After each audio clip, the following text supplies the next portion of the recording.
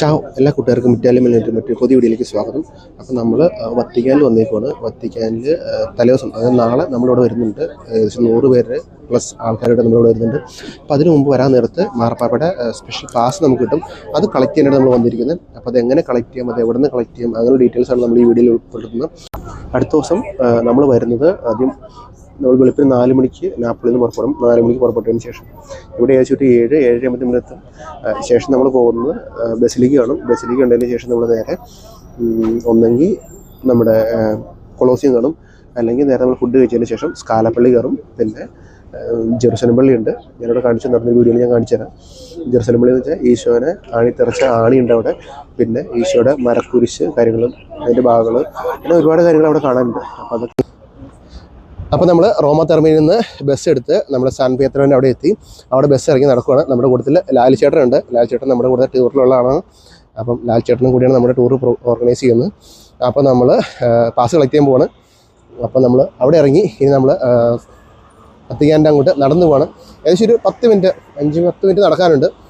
ടെർമിനലിൽ വരുന്നവർക്ക് സുഖമാണ്. 64 ബസ് എടുക്കുക, നേരെ സാൻ പിയത്രോയുടെ അവിടെ വന്നിറങ്ങുക. അവിടെ ഒരു 5 മിനിറ്റ് നടക്കാനുള്ള ദൂരമുള്ളൂ. മെട്രോയൊക്കെ ഒരുപാടുണ്ട്, അതിൻ്റെ ഡീറ്റെയിൽസ് എനിക്ക് അറിഞ്ഞുകൂടാ. നമ്മൾ റോമിൽ ഒരുപാട് വരാറില്ല, ഞാനൊക്കെ താമസിക്കുന്നത് അറിയാമല്ലോ, നാപ്പോളിലാണ്.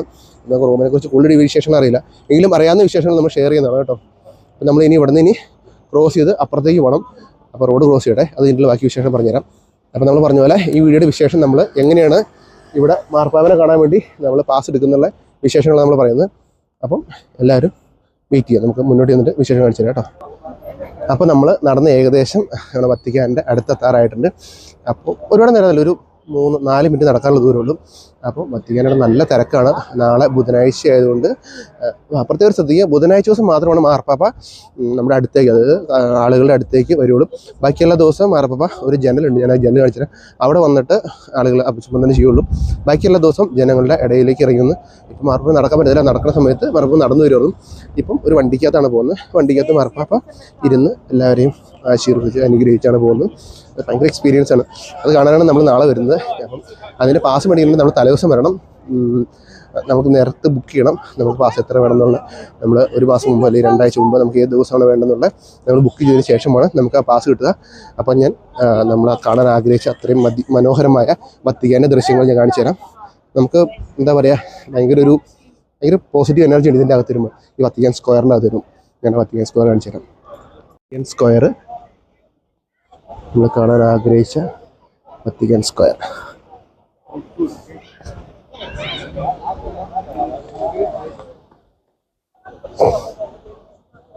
ഇതിനകത്ത് ഫുള്ളുള്ളത് ഓരോരോ വിശുദ്ധരുടെ സ്റ്റാച്ചുകളാണ് ഈ വത്തിക്കാൻ സ്ക്വയറിന് ചുറ്റും കാണുന്നത്. ഭയങ്കരമായൊരു അത്ഭുതമാണ്. ഇവിടെ ഒരു വാട്ടർ ഫൗണ്ടൻ ഉണ്ട്, വെള്ളം ചേരുന്ന സ്ഥലമുണ്ട്.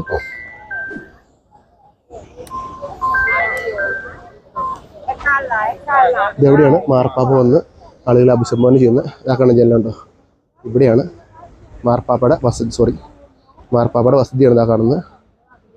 ഇവിടെയാണ് മാർപ്പാപ്പ വന്ന് ആളുകളെ അഭിസംബോധന ചെയ്യുന്ന സ്ഥലം.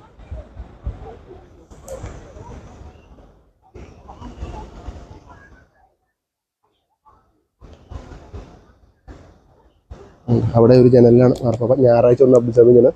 ഇതാണ് നമ്മുടെ ബസിലിക്ക കേട്ടോ. നമ്മളെല്ലാം കാണാൻ ആഗ്രഹിക്കുന്ന ബസിലിക്കനെ കാണുന്നത് വത്തിക്കാൻ ബസിലിക്കയാണത്. ടോട്ടൽ 4 ബസിലിക്കയാണ്. പാപ്പൽ ബസിലിക്ക എന്ന് പറയുന്നത് 4 റോമിനകത്തുള്ളത്. അതിനകത്ത് മെയിൻ ബസിലിക്കയാണ് ഇത് കേട്ടോ. അപ്പോൾ ഇതാണ് ബസിലിക്ക എന്ന് പറയുന്നത്. ഇതെവിടെയാണ് വിശുദ്ധ പത്രോസിൻ്റെ പള്ളി എന്ന് പറയുന്നത്. നമ്മുടെ ബസിലിക്ക മാർപ്പാപ്പയുടെ ഇരിക്കുന്നത്. മാർപ്പാപ്പ ഇരിക്കുന്ന ഈ സ്ഥലമുണ്ടോ, ഇവിടെയാണ് മാർപ്പാപ്പ വന്നിരിക്കുന്നത്.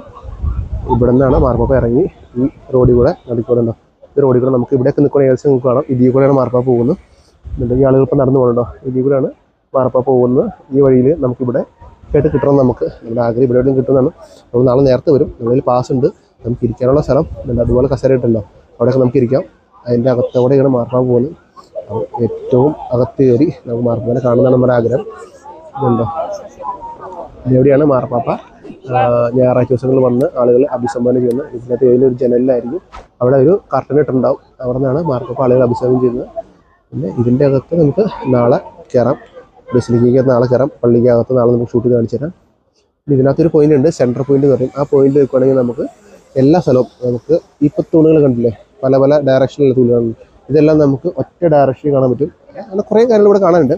അപ്പോൾ അതെല്ലാം ഞാൻ പതിയെ പതിയെ പറഞ്ഞുതരാം. നമുക്ക് ആദ്യം പോയിട്ട് പാസ് കളക്ട് ചെയ്യാം. പാസ് കളക്ട് ചെയ്തിട്ടുള്ള വിശേഷങ്ങൾ ഞാൻ പറഞ്ഞുതരാം കേട്ടോ. അയ്യോ, അവിടെ നിന്ന് നമ്മൾ കയറി. ഇതിപ്പോൾ എവിടെയാണെന്ന് അറിയത്തില്ല. ഇതാണെന്ന് ബ്രോൺസ് ഡോർ. ഇവിടെയാണെന്നാണ് കാണേണ്ടത്. ഇവിടെ വരാനാണ് പറഞ്ഞത്.